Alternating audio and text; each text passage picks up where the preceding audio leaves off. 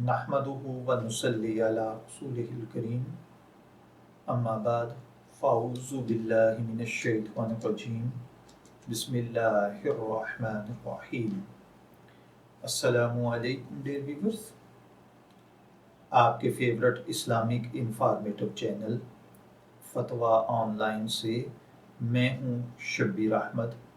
हमारा आज का टॉपिक है पुख्ता कब्र बनाने का शरई हुक्म।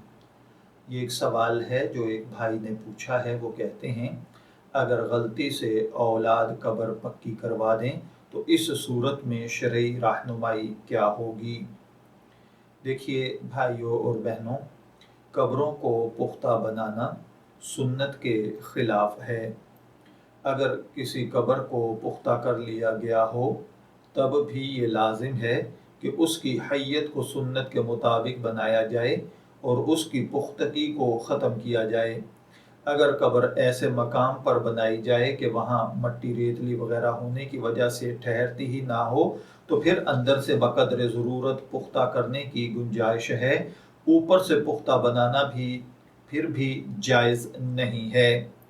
तिरमिज़ी शरीफ के सफ़ा 125 जिल्द अव्वल में यह हदीस मौजूद है जो कि हज़रत जाबिर रज़ी अल्लाह तआला अन्हु से मरवी है, जिसका मफ़हूम ये है कि आप अलैहिस्सलातु वस्सलाम ने कब्रों को पक्की बनाने से मना फरमाया है।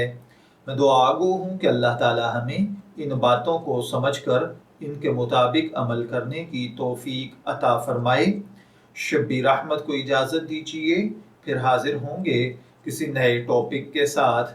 तब तक के लिए अल्लाह हाफिज़।